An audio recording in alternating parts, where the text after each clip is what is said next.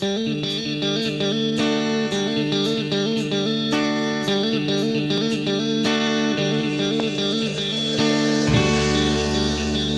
going to take a few minutes today to conduct a little training on health data exchange, which is probably a new term to a lot of you in the county. So I'm going to take a little time to explain it, what it means to you, and how we want to implement it here in Snohomish County. So health data exchange is the way to get actually a patient outcome for each and every patient we transport to the hospital, which is an exciting thing for us. It promotes interoperability, so it gives us an opportunity to give information to the hospital, as well as what I just said is get information back from the hospital. It helps improve the patient experience of care through improved quality because we're giving better information and we're getting better information. So it helps us with our education, and it helps the patient on the other end as they go into the hospital provide better information to the hospital so providers can give better care because they have better information to work from EMS. So we've been working with Providence Hospital for the last 3 years on implementation of HDE. It's been a long process. There's been a lot of work, a lot of IT type work to go into this process. Providence has implemented a new EHR, electronic health record, over that time period, so there's just been a lot of really heavy lifting, if you will, on implementation of this project. But now we're nearing the end of it, so we're about ready to implement. So it's time for us as EMS to learn what that means for us. So the final work is being done right now prior to launch. There's just a couple of details to work out here in the next couple of weeks, and then we anticipate a November 1st launch for HDE at Providence here in Snohomish County. So what does that mean for you as a provider, and why is this important for you? Well, I think the biggest thing that is important for you as a provider is that you will get an outcome for every patient that you transport to Providence Hospital. So you can ask yourself, that abdominal pain that I just transported to the hospital, was it an appendicitis or was it a gallbladder? Well, now you'll have that answer because for every patient you transport, you get an outcome. Same thing can be asked about the sepsis patient you transport. Did they truly have sepsis? Now you get the answer because HDE is in play. So it's a really exciting time for us at EMS because, as you know, for years, we've always had a challenge with getting information about a patient we took to the hospital. And sometimes you get lucky and you could make a phone call and someone would give you information. But most of the times, you know, you make that phone call and you run into the HIPAA wall and no one will share anything with you. So now we have an avenue that we can learn about the patients that we take to the hospital, and we can benefit by learning about the care that we provide.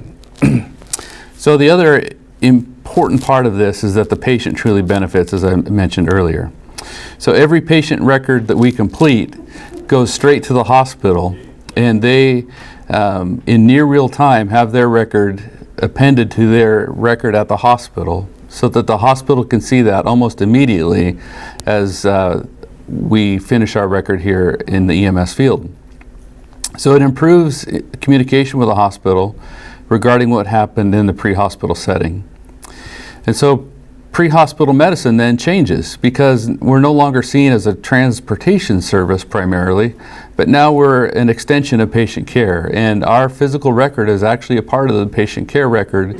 And so if the patient gets transferred to ICU, for example, the ICU docs are able to look physically at our record, see what we did, and make decisions based on the care that we provided.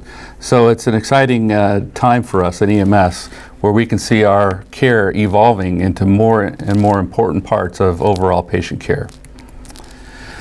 So what is it that we need to do in order to allow this to occur? There are some steps that need to happen from us and EMS to make the HDE process successful.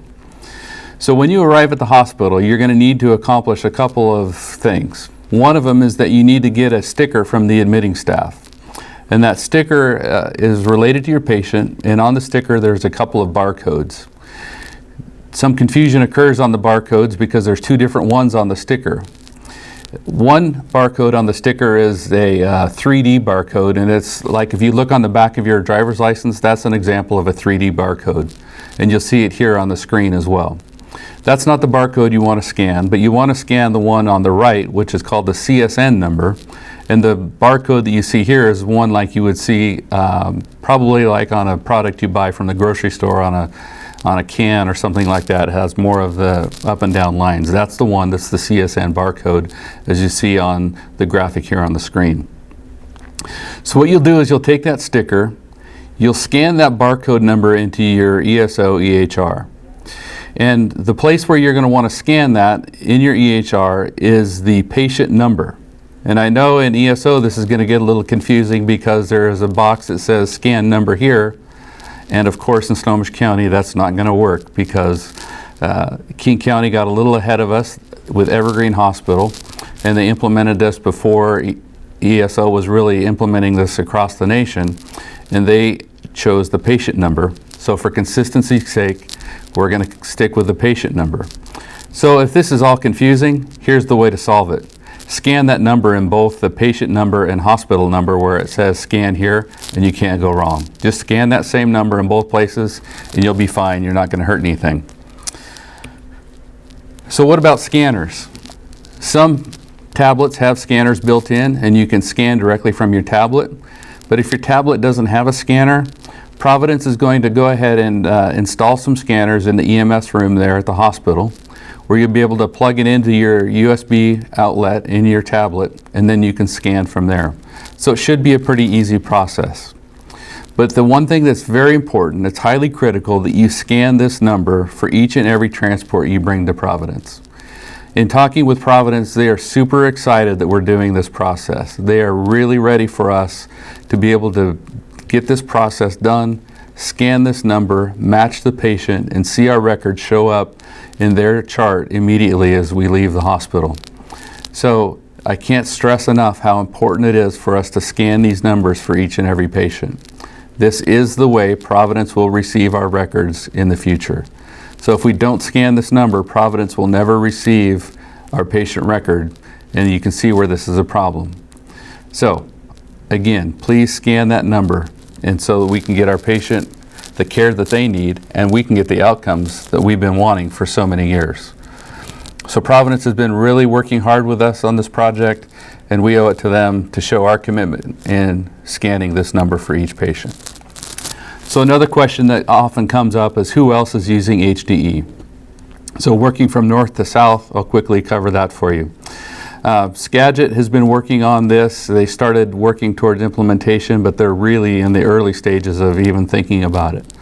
So what does Skagit kind of have to do with Snohomish County? Well, Skagit, as you probably know, recently merged with Cascade and Arlington, and so that has an impact directly on Cascade. So Cascade and Skagit are tied together, and it's going to be a while before we see anything happening there, I believe. Evergreen Monroe is not currently in any sort of process to implement because Evergreen Monroe is on a complete different EHR than Evergreen Kirkland, and I don't think that there's going to be any work on implementing two different projects there. And it's extremely expensive to merge two EHRs or even to purchase a separate one in Monroe. So I don't see any movement there in the near future either, but we'll see how that progresses. We'll keep working with them. Swedish Mill Creek and Swedish Edmonds should be implementing soon after Providence does. There's some contractual language that they're still working out at those two campuses. And the good news is all the work we've done with Providence will translate directly over to Swedish Edmonds and Mill Creek. So it's just a matter of paperwork at this point with those two campuses. As soon as the paperwork's done, we'll be online very rapidly with Edmonds and Mill Creek. Northwest Hospital in King County, just across the border, is already online with HDE, so we can be scanning numbers there and already getting outcomes. Evergreen Kirkland, as I mentioned earlier, is already on HDE as well, and we've been getting outcomes from them for a while, so that's good news. And then Harborview in King County is also working toward implementation, and I'm not exactly sure where they're at, but I know that they have been working with ESO and that they are interested in working toward implementation, so that would be another win for us to have outcomes from Harborview. And I also know that King County EMS is working with numerous other hospitals in the Seattle area to implement HDE. So this is not just a Providence project, as you see, it's growing all throughout our region. We're excited about that. And so just keep working towards scanning those barcodes, and you will start seeing your outcomes coming in the very near future.